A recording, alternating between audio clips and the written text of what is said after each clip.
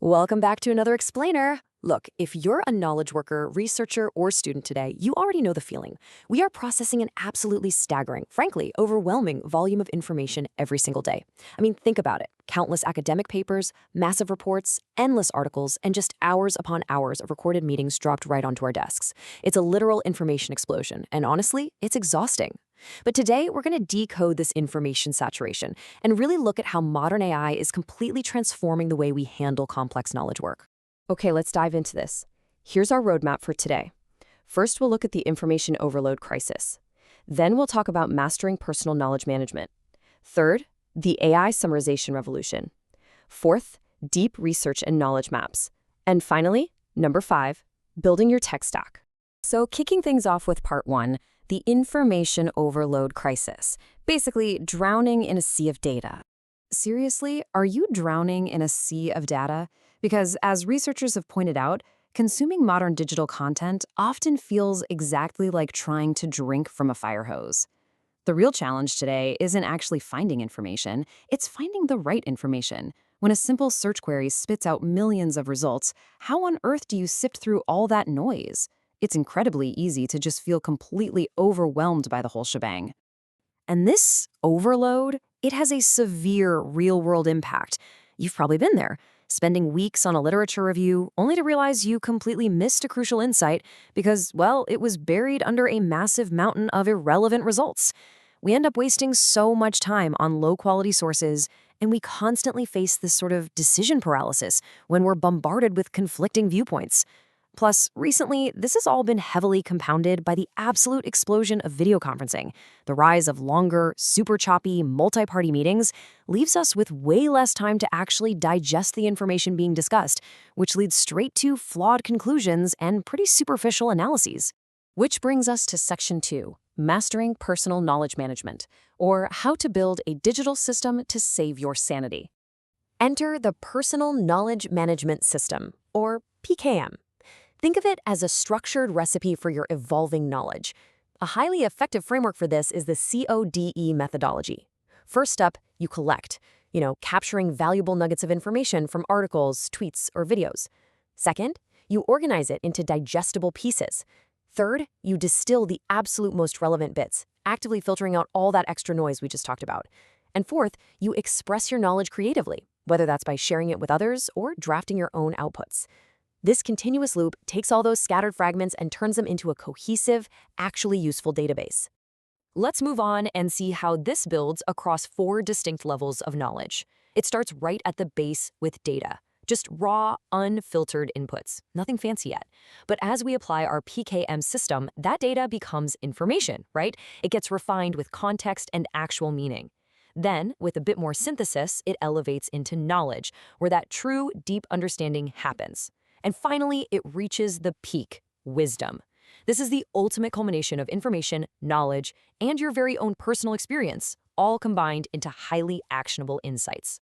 And this brilliantly illustrates what that peak feels like. Achieving this state of flow feels, well, almost magical. Imagine having an AI-powered second brain. Picture a digital slipbox where your notes are seamlessly interconnected and instantly retrieved the exact moment you need them. It completely filters out the background noise, acts as your own tireless personal assistant, and empowers you to focus purely on creativity and deep insight, rather than just frantically trying to remember where you saved that one specific link. All right, moving right along to Section 3, the AI summarization revolution, and specifically, taming the meeting deluge.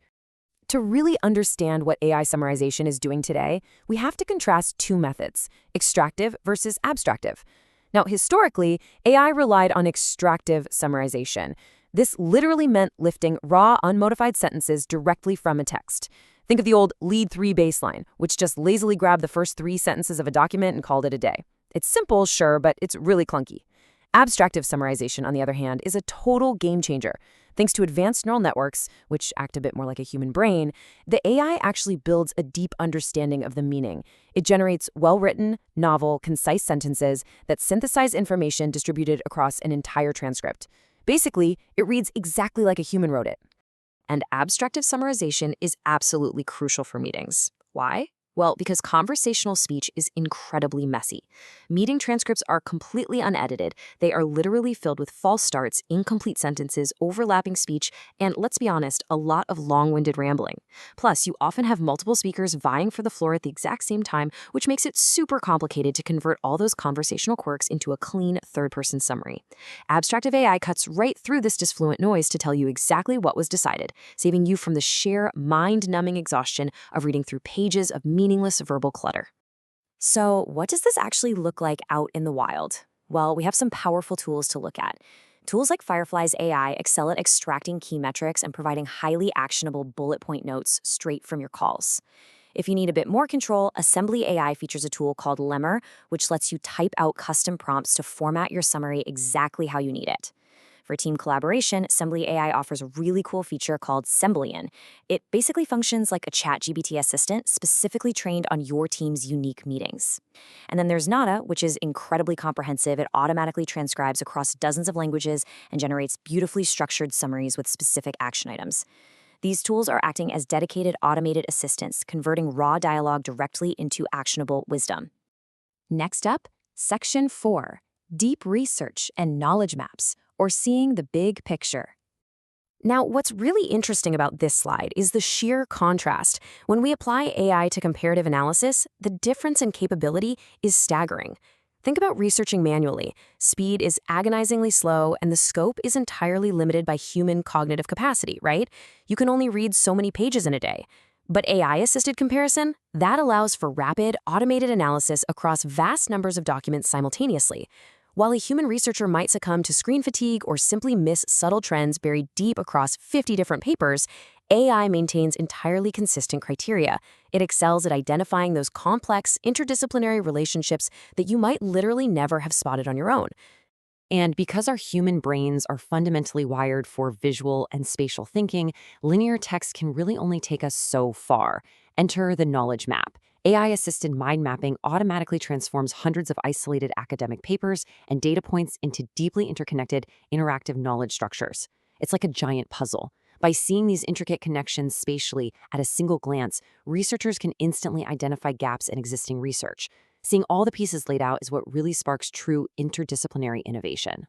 Finally, we arrive at Section 5, Building Your Tech Stack, and how to choose the exact right tools for you. To build a tech stack that actually sticks, you've got to match the tool to the way your unique brain works. If you're someone who prefers serendipitous, nonlinear connections, you're going to want a Zettelkasten-style tool. This is essentially a digital slipbox, like Obsidian or Roam Research, which rely heavily on bidirectional linking. Now, if your mind craves strict structure, outliner-based tools like Workflowy allow you to build very clear hierarchical nested lists. And if you're simply overwhelmed by the sheer volume of reading and need an active research partner, AI-powered workspaces like Oatsio are fantastic.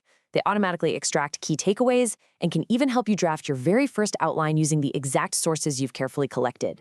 So, the crucial point to remember here is this. Technology is absolutely not here to replace human thinking. It's here to foster a symbiotic relationship. By adopting what's called a progressive learning workflow, you combine your unique creativity and critical thinking with AI's massive processing power. You use the AI to rapidly gain a broad, high-level understanding, and then you dive manually into the specific, nuanced details, constantly cycling back and forth between the two. The AI handles the heavy lifting of pattern recognition, and you handle the actual innovation. Which brings us to our final thought for today. The overarching goal of literally everything we've discussed, personal knowledge management, abstraction summarization, spatial knowledge maps, is cognitive freedom.